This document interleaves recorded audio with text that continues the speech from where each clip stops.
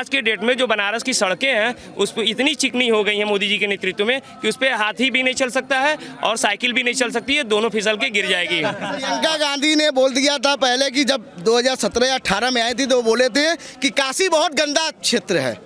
वो लोग आने के बाद वो बीमार हो गई थी। गंदगी कह के गंदा गंदा कह के चले गए। उस गंदगी में उतर के लोग को सफा करने की जरूरत किसी ने नहीं किया, जो काम योगी और मोदी जी ने किया। आज मोदी जी ने पूरे देश में झाड़ू लगाया, उनका देखिएगा सारे लोग झाड़ू लगा रहे हैं। क्यों लगा रहे हैं? आता नहीं खुलेगा उनका।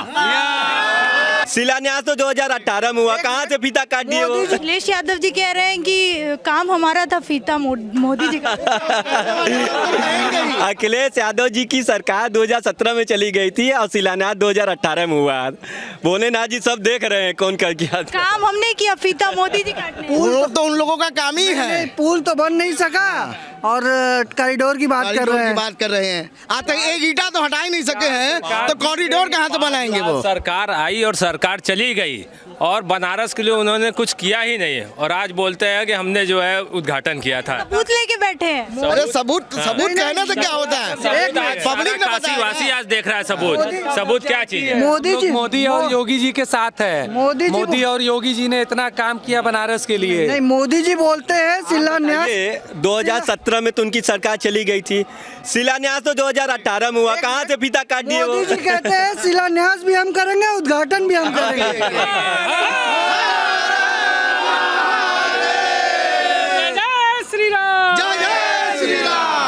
मंदिर बनवाने से थोड़ी विकास होता है। विपक्ष तो बहुत कुछ कहता है, विपक्ष तो बहुत कुछ कहता है। विपक्ष कुछ कराया है?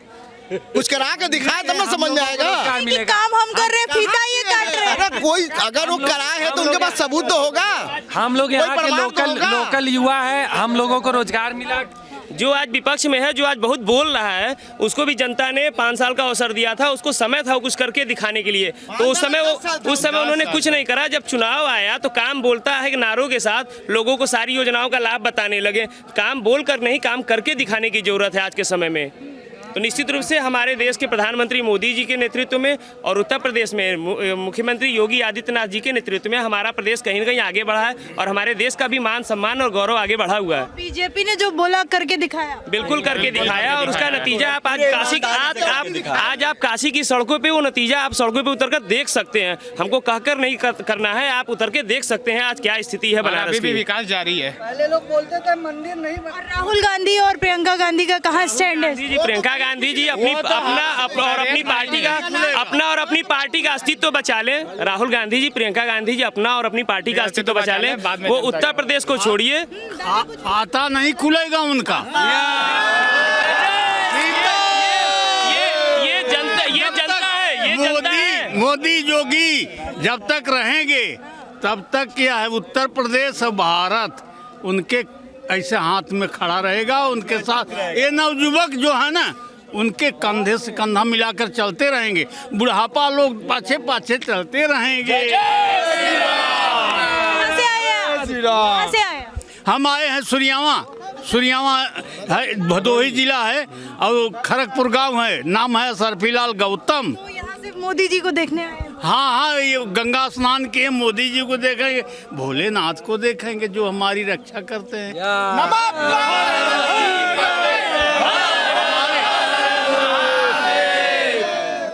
हर जगह आपदा आती है, हमारे काशी में क्यों नहीं आती है? त्रिशूल से मारते हैं, बस भाग जाती है आपदा।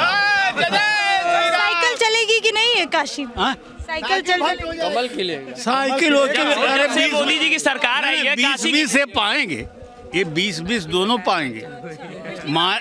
हाँ, मायावती ये दोनों को 20-20 रख लीजिए, इनका तो खाता ही नहीं खुलना है। ये मिलावटी लोग हैं दोनों। पूरा विपक्ष साथ आ गया तो भी नहीं बीजेपी हारने वाली। नहीं, कभी नहीं हारेगी, कभी नहीं। मोदी जी के साथ है। अरे भाई, हम कहते हैं हम बहुत चिक्कन हैं, काम हमारा नहीं ठीक है तो बेकार है। जैसे सोने के घड़े में अगर विष रख दिया जाए तो ऊपर से सोना चमकता है, लेकिन भीतर देख तो हलाहल विष है। आम आदमी पार्टी भी उतर रही है। अरे उतरने दीजिए, वो तो लग्गू पग्गू जग्गू आएंगे ना भाई, वो तो वही करेंगे। हम कहते हैं कि कहीं अमरूद फरा है, बगीचा है, और उसमें बहुत से बानर, भालू, चिड़ई चिरोमन आते हैं खाने के लिए, और खाए अपना डेरा कूच किए चले गए। और जो उस बगीचे का मालिक है बगिया का, वो तो कायम ही रहता है से प्रियंका गांधी भी आ रही है इस बार, तो असर बात के चक्कर में वो खत्म हो गया। प्रियंका गांधी ने बोल दिया था पहले कि जब 2017 या 18 में आई थी तो वो बोले थे कि काशी बहुत गंदा क्षेत्र है। वो लोग आने के बाद वो बीमार हो गई थी, लौरावीर पे हाँ क्या नाम है कि किसी होटल में जाके रुक गई थी। उनका कहना था कि यहाँ के लोग बहुत गंदे हैं, तो यहाँ से कहाँ आएंगी वो? आने को तो कोई सवाल ही नहीं उठा, यहाँ के लोग ही गंदे हैं तो कैसे आएंगी वो? लोग गंदगी कह के गंदा गंदा कह के चले गए। उस गंदगी में उतर के लोग को सफा करने की जरूरत किसी ने नहीं किया, जो काम योगी और मोदी जी ने किया। आज मोदी जी ने पूरे देश में झाड़ू लगाया, उनका देखिए देखा सारे लोग झाड़ू लगा रहे हैं। क्यों लगा रहे हैं? लाल कान की पहले लगाना चाहिए ना, पहले क्यों नहीं लगाए? अभी देखिए देखा सब कुछ कर रहे हैं। अगर आप बोल रहे हैं एक तरफा नतीजे आएंगे तो फिर ईवीएम पे भी तो सवाल उठेगा। क्या ईवीएम में सब वो तो हमेशा उठता है। इसके पहले राजस्थान में क्यों नहीं उठा? इसके पहले राजस्थान में क्यों नहीं उठा? चुनाव था ना राजस्थान में, उसमें क्यों नहीं उठा? क्यों उत्तर प्रदेश में उठेगा? जैसे त्रिपुरा निकाय चुनाव में बीजेपी ने एक तरफा जीत हासिल किया, उसी तरह उत्तर प्रदेश के चुनाव में भी बीजेपी एक तरफा जीत हासिल करेगी। जनता खुल के मोदी और योगी जी के कार्यों के साथ है, क्योंकि उन्होंने निचली स्तर तक अपने योजनाओं का लाभ पहुंचाया है और विकास का वो दिखाया है। काम दिखता है, बोलता नहीं दिखता है, जो दिख रहा है। राहुल गांधी अमेठी छोड़ के भाग गए थे, फिर वापस आ रहे फिर हैं। भाग जाएंगे वो। नानी का चले जाएंगे इटली। नानी का चले जाएंगे इटली वो। प्रदेश छोड़ कर गए हैं, अब इटली चले जाएंगे। अभी तो प्रदेश छोड़ कर गए हैं। अगर एक दो बार और मोदी जी सरकार में आ गए तो हो सकता है राहुल गांधी जी वापस इटली ही चले जाए। पूरे उनको परिवार के वापस आने साथ। की जरूरत नहीं पड़ेगी। राहुल गांधी को युवाओं का सपोर्ट है, युवा नेता है। बिल्कुल उनको युवाओं का सपोर्ट है। 50 साल का कौन युवा नेता होता है? दो चुनाव में उन्होंने अखिलेश यादव जी के साथ गठबंधन करके भी देख लिया। अखिलेश जी को भी युवाओं का गठबंधन समर्थन था, राहुल जी को भी युवाओं का समर्थन था, और उस समर्थन का नतीजा ये आया कि दोनों लोग टाटा फिस हो गए और दोनों गठबंधन भी टाटा फिस हो गया। उसके बाद आया बुआ भतीजे का समाजवाद, वो भी फेल हो गया। और आज के डेट में जो बनारस की सड़कें हैं उस पर इतनी चिकनी हो गई हैं मोदी जी के नेतृत्व में कि उस पर हाथी भी नहीं चल सकता है और साइकिल भी नहीं चल सकती है, दोनों फिसल के गिर जाएगी। ये क्या किसान आंदोलन और इन सब का भी कुछ असर दिखे? ये सब विपक्ष की साजिशें हैं और सब सोची समझी वो चल रही है।